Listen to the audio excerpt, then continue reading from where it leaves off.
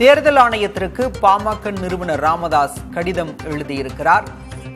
ஏற்கனவே பாமகவில் உட்கட்சி மோதல் நீடித்து வரக்கூடிய சூழலில் தேர்தல் ஆணையத்திற்கு பாமக நிறுவனர் ராமதாஸ் கடிதம் எழுதியிருப்பது முக்கியமாக பார்க்கப்படுகிறது. சமீபத்தில் அன்புமணி தரப்பில் பொதுக்குழு கூட்டமும் ராமதாஸ் தரப்பில் மகளிர் மாநாடும் நடத்தப்பட்ட நிலையில் தற்போது தேர்தல் ஆணையத்திற்கு ராமதாஸ் கடிதம் எழுதியிருக்கிறார். தற்போதைய செய்தியாக பார்க்கின்றோம். அன்புமணிக்கு எதிராக தேவையான நடவடிக்கை எடுக்க தேர்தல் ஆணையத்திற்கு ராமதாஸ் தரப்பு கடிதம் எழுதியிருக்கிறது. விவரங்களோடு செய்தியாளர் வினீஷ் சரவணன் இணைந்திருக்கிறார். வினீஷ், கூடுதல் விவரம்.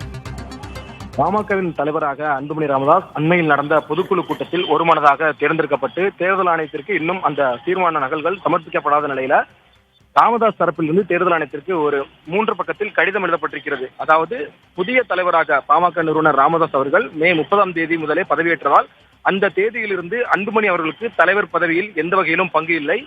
31 மே அன்று அவர் நிர்வாக தலைவர் என்ற பதவியை ஏற்று நிறுவனர் அனுமதியின்றி தன்னைத்தானே அறிவித்திருக்கிறார்.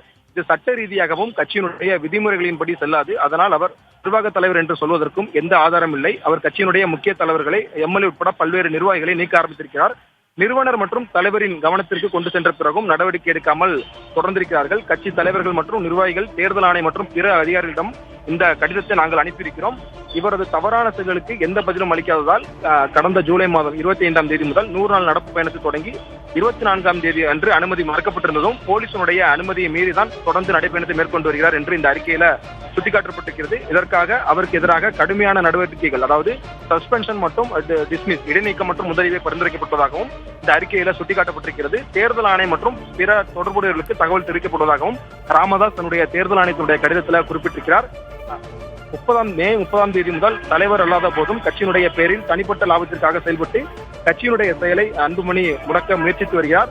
அவர் சாதாரண நிர்வாக தலைவர் என்ற நிலையில் எந்தவித அதிகாரமின்றி கூட்டங்களை நடத்துகிறார். இது நிறுவனர் மற்றும் தலைவரின் அதிகாரத்திற்கு எதிரானது. எனவே அவருக்கு எதிரான தேவையான நடவடிக்கை எடுக்க தேர்தல் ஆணையத்தினுடைய கவனத்திற்கு கொண்டு செல்லப்படுவதாக இந்த அறிக்கையில சுட்டிக்காட்டப்பட்டிருக்கிறது. குறிப்பாக வரக்கூடிய 17ஆம் தேதி ராமதாஸ் அவர்கள் தன்னுடைய பொதுக்குழு கூட்டத்தை நடத்த அதிகாரப்பூர்வமாக அறிவித்திருந்தார். அதற்கு முன்பாகவே அன்புமணி மீது கட்சியின் ரீதியாக ஒழுங்கு நடவடிக்கை எடுக்க போவதாக தகவல்கள் வெளியாகியிருக்கூடிய நிலையில் தேர்தல் ஆணையத்திற்கு தற்பொழுது ராமதாஸ் அளித்துள்ள இந்த கடிதம் முக்கியத்துவம் வாய்ந்ததாக பார்க்கப்படுகிறது. 3 நாட்களுக்கு முன்பாக அன்புமணி ராமதாஸ் நடத்திய பொதுக்குழு எந்த விதத்திலும் செல்லாது. பாமகனுடைய நிறுவனர் ராமதாசுடைய அனுமதி இல்லாமலும் அவருடைய ஒப்புதலும் இன்றிதான் இந்த பொதுக்குழு கூட்டம் நடத்தி முடிக்கப்பட்டதாகவும் பாமகனுடைய தலைவர் நான் தான் என்று அன்புமணி ராமதாஸ் கூறி வரக்கூடிய நிலையில பாமகனுடைய நிறுவனரும் நான் தான், தலைவரும் நான் தான் என்று குறிப்பிட்டு ராமதாசனுடைய அறிக்கைகளை தேர்தல் ஆணையத்திற்கு அனுப்பியிருக்கிறார்.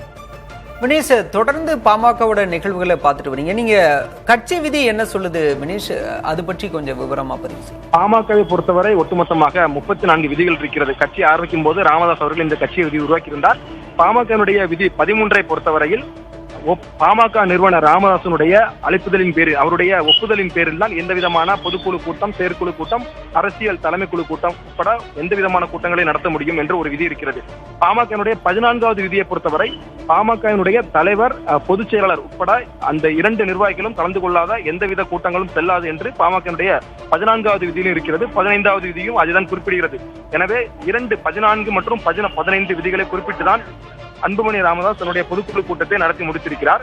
ஆனால் பாமகனுடைய நிறுவனர் ராமதாஸ் சொல்லக்கூடிய கருத்து என்னவென்றால் 13வது விதியை சுட்டிக்காட்டிதான் அன்புமணி ராமதாஸ் நடத்திய பொதுக்குழு கூட்டம் செல்லாது என்று தேர்தல் ஆணையத்தினுடைய அந்த கடிதத்தில் குறிப்பிட்டிருக்கிறார்.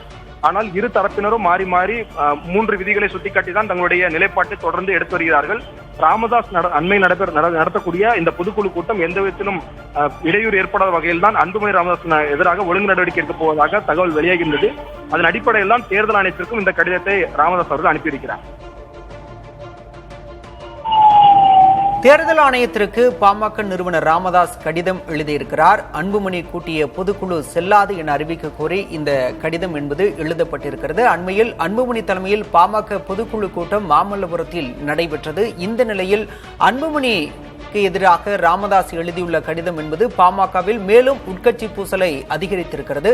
கட்சியின் பெயரில் தனிப்பட்ட லாபத்துக்காக அன்புமணி செயல்பட்டு வருவதாக ராமதாஸ் அந்த கடிதத்தில் குற்றம் சாட்டியிருக்கிறார். அன்புமணி மீது நடவடிக்கை எடுக்க வேண்டும் எனவும் ராமதாஸ் தன்னுடைய கடிதத்தில் வலியுறுத்தியிருக்கிறார். கட்சியின் பெயரில் தனிப்பட்ட லாபத்துக்காக அன்புமணி செயல்பட்டு வருவதாகவும் ராமதாஸ் மீண்டும் குற்றச்சாட்டை முன்வைத்திருக்கிறார். அன்புமணி ராமதாஸ் இடையே மோதல் என்பது மேலும் மேலும் அதிகரித்து வருகின்றது. அண்மையில் அன்புமணி தரப்பில் பாமக பொதுக்குழு கூட்டம் என்பது நடைபெற்றது. அதே போல ராமதாஸ் தரப்பில் மகளிர் மாநாடும் நடைபெற்றது. இந்த நிலையில் அன்புமணி கூட்டிய பொதுக்குழு செல்லாது என அறிவிக்க கோரி ராமதாஸ் தேர்தல் ஆணையத்திற்கு கடிதம் எழுதியிருக்கிறார். முதன்முறையாக தேர்தல் ஆணையத்தை ராமதாஸ் தரப்பு நாடியிருக்கிறது. தான் கட்சியின் அதிகாரம் என ராமதாஸ் கூறி வரக்கூடிய சூழலில் தான் அதிகாரமிக்கவர் என அன்புமணி பொதுக்குழுவை நடத்தி காட்டியிருக்கிறார். இந்த நிலையில் ராமதாஸ் தரப்பு தேர்தல் ஆணையத்தை நாடியிருக்கிறது.